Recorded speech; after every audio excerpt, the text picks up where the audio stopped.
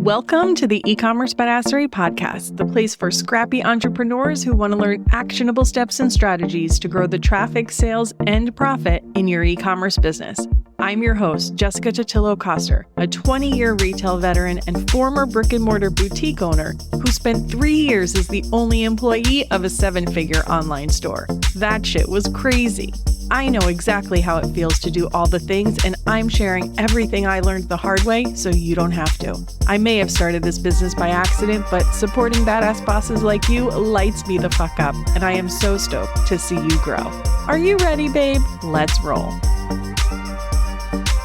Welcome back to the E-commerce Badassery Podcast. I'm your host, Jessica Totillo-Coster. So, late last year, Shopify and WordPress store owners started noticing something weird. Random orders showing up in their dashboards with cloaked email addresses, sometimes with products they didn't actually sell from a platform they deliberately chose not to sell on. Turns out Amazon had been scraping their product listings and making them available to Amazon shoppers without the merchant's knowledge. Kind of funny considering they sued Perplexity AI for scraping their site and not being transparent. Admittedly, I don't know the details of that case, but on its face sounds a little hypocritical, no? Anyway, we were talking about this inside the E-commerce Badassery Vault back in January, and it was interesting to hear everyone's different experiences.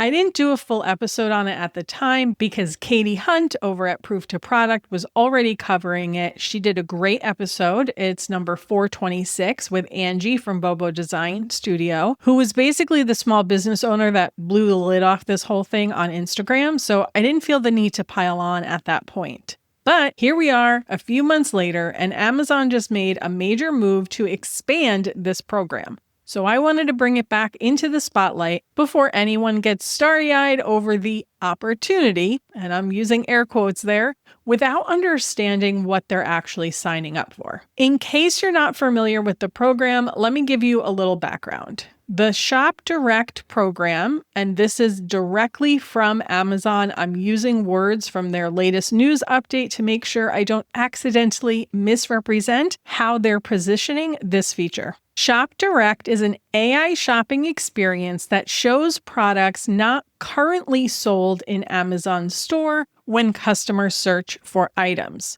When customers view products that are part of the Shop Direct selection, they have two options. They can tap Shop Direct to be directed to the merchant's website, or for eligible products, they can tap Buy for Me to have Amazon agentically complete the purchase on their behalf using their primary Amazon address and credit card. Shop Direct now includes over 100 million products from more than 400,000 merchants, with tens of millions of products available to purchase through the AI-powered Buy for Me feature. Shop Direct gives merchants exposure to customers looking for their products, and Amazon has referred customers millions of times to items they were interested in buying from stores across the web.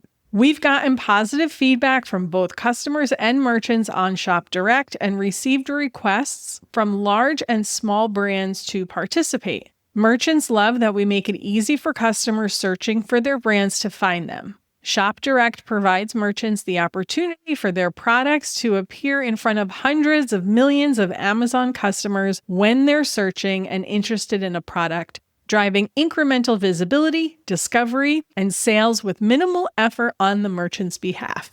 From the merchant perspective, the Shop Direct program sounds pretty good, right? Essentially, they're redirecting traffic from their site to yours. Okay, cool. But we're going to talk about why it might not be so cool in a minute. The Buy for Me program, on the other hand, means that there is an AI tool actually completing checkout on your site on behalf of the customer.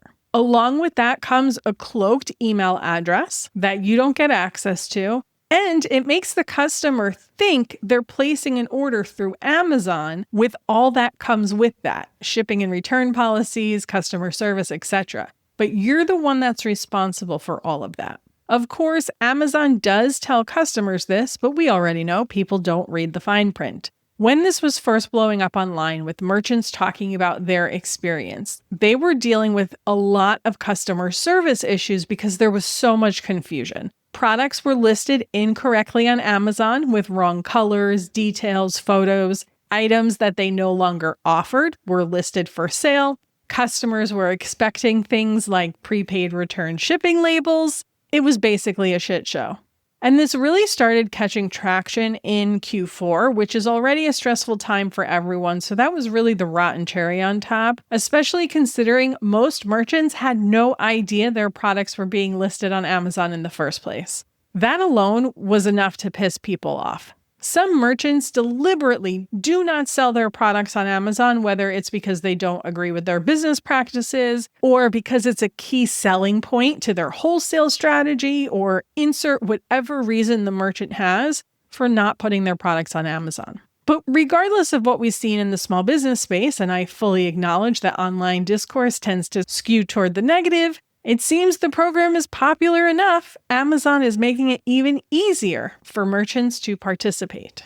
The big announcement that came out last week, reinvigorating this conversation and inspiring me to record this episode, is that now merchants can participate directly with the program by automatically syncing their product feed through tools like Feedonomics, Salesify or Salsify, and said e-commerce, with more platforms coming soon. Through these feeds, you can provide real-time product details and reach Amazon's customers through search and their AI shopping assistant, Rufus. Again, this comes directly from Amazon. Merchant store names are clearly displayed so customers know who they're buying from, whether they choose to shop directly on a merchant's website or request Amazon purchase the product on their behalf with Buy For Me. Additional feed syndicators and an Amazon merchant portal with a merchant direct feed are coming soon. Product feeds give merchants a streamlined way to reach Amazon customers who are searching for their products, said Amanda, Vice President of Core Shopping at Amazon.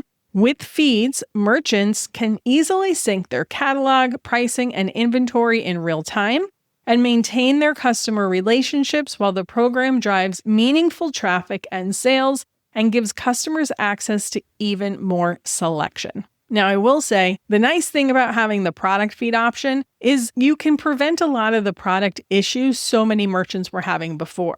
So I guess the question is, should you participate in the Amazon Shop Direct and Buy For Me program? Because while there were a lot of horror stories being shared on the internet, the program isn't all bad. One of my community members mentioned that she had 38 orders come in between October and January. Hers were all fine. Accurate product info, orders fulfilled without issue. And for her, she was excited to get in front of customers who might not have found her otherwise. And her initial plan was to leave it on. And that makes perfect sense. As a small business, one of the hardest things to do is get visibility for your brand. And we know it doesn't matter how good your product is if no one knows you exist. But then she had another thought. She was suspicious that this was going to stay free. And she was right to wonder. I mean, we know Bezos ain't doing anything out of the goodness of his heart. So what's the real motivation behind this? My guess, data and dependency. And we've already seen this in action. Look at the Amazon Basics line. How do you think they decided what to produce under their own label? They looked at what was already selling well on their platform and made their own for less. I remember hearing a bunch of similar horror stories back in the day of Amazon knocking off Amazon handmade merchants. And Amazon certainly isn't the first company to do this. Steve Madden and Alan Schwartz were famous for it. But it's one thing to copy a luxury design that the average person is never going to buy anyway. I mean, if you can afford the luxury brand, you're going to buy the luxury brand regardless of who has knocked them off. Ripping off a small business, that's a lot different in my opinion. And who knows what other plans they have. In this day and age, data is the ultimate cash cow. Look at credit card companies. They're not making money hand over fist from your late fees and interest. They're making money from selling what they know about you. That's a lot more lucrative. Then there's the dependency play. Right now, Shop Direct is free. No referral fees, no commission. Amazon is basically saying, hey, just plug in your product feed. We'll send you customers. No strings attached. But once you're getting a chunk of your sales through Amazon's discovery engine, once you've gotten used to that traffic, once it's baked into your revenue projections, What happens when they decide to start charging for it? Or when they tweak who gets shown and who doesn't? Or when they introduce a paid tier that lets you get better placement? You're not going to want to turn it off because now you're relying on it. That's how dependency works. It starts with convenience, results, and by the time the terms change, you're already in too deep to easily walk away. And look, this is not just an Amazon thing. It's a model for a lot of platforms. Social media did it. Build your audience here. It's free. Look at all of this organic reach. And then one day you're paying to reach the audience you already built. The difference with Amazon is the scale and speed at which they can flip the switch. They have hundreds of millions of customers. That's a spigot they can turn on and off whenever they want. So yeah, free today doesn't mean free tomorrow. And the deeper you integrate, the harder it becomes to pull the plug when the terms stop working in your favor. So we're still at the question, should you participate in the program? The truth is, only you can answer that. I think the original version of this, where merchants were scraped and opted in without their knowledge, that was complete trash. It really pissed me off, and I was not about it.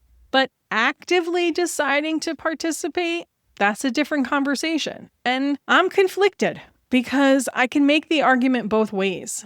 If a competitor really wanted to knock off your product, copy your design, undercut your pricing, they're going to find a way. That's the reality of selling products. But there's a difference between someone figuring it out on their own and you handing them the cheat sheet. Then again, isn't that what anyone who sells on Amazon is already doing? On one hand, I wouldn't love the idea of handing Amazon my data, my customer insights, and my product catalog on a silver platter, especially knowing their track record. Everything in me wants to say no thanks on principle. But on the other hand, if Amazon is going to send me paying customers that I wouldn't have found on my own, and I can take that revenue and reinvest it into building my brand, my email list, my actual business, is it really that different from running ads on Meta or regular listings on Amazon? I'm paying a giant corporation that I don't love for access to customers. At least with Shop Direct, I'm not paying anything yet. And that's kind of the tension we live in as business owners, right? The systems we operate in are not perfect. I don't love that my phone tracks everywhere I go, but I'm not going to go off the grid over it. There are definitely ethical concerns about AI, but my $20 a month subscription to help me get some work done faster isn't the same as government military contracts. We make trade-offs every single day between what we believe and what's practical. So my point is not to tell you what to do. There's no universally right answer here. What I want is for you to make this decision intentionally, with eyes wide open, not because Amazon made it sound shiny and new, and not because the internet told you to be outraged. Look at your business, weigh the trade-offs, and decide what makes sense for you. If you don't want to participate in the program, there are some things you can do to accomplish that. I'll put all the details for that in the full show notes on my website at ecommercebadassery.com/368. It's just easier to show you versus trying to talk through it here. So here's what I want you to walk away with today. This is just the beginning of what we're likely to start seeing in this space. And no matter the uproar, Amazon isn't pulling back on this. They're expanding it. AI agents shopping on behalf of customers is going to be more and more common across the internet, I'm sure. You have the right to decide how your store is accessed and who controls your customer relationships. If you're not on Amazon by choice, that choice should be respected. And if you do want to participate, that's cool too. I just want to make sure you understand the trade-off. Remember to always pay attention to what companies do, not what they say. Amazon says this is about helping merchants reach more customers. And maybe it is, partly. But when a company is simultaneously arguing in court that other AI agents can't access their site without permission while their own AI agent is accessing yours, that tells you something about their priorities. Like everything going on in this world, the best you can do is keep your eye out for what's happening and continue to make the best decisions you can for your business with the information that you have. Don't forget to check the show notes for links to dive deeper into what we chatted about today and the steps you can take to protect your store. You can get those at ecommercebadassery.com/368. And that's a wrap on today's episode. Thanks so much for hanging out with me today. Have a kick-ass rest of your week, and I will see you on the flip side. Thank you so much for listening to today's episode. If you want to learn more about growing your e-commerce business, get started with my free resource library at ecommercebadassery.com/free stuff and get an invite to the Lounge, my e-commerce marketing membership. When you're ready for one-on-one support, apply to work with me at ecommercebadassery.com/apply. Before you go, would you do me a quick favor? Leave a rating and review and tap that follow button.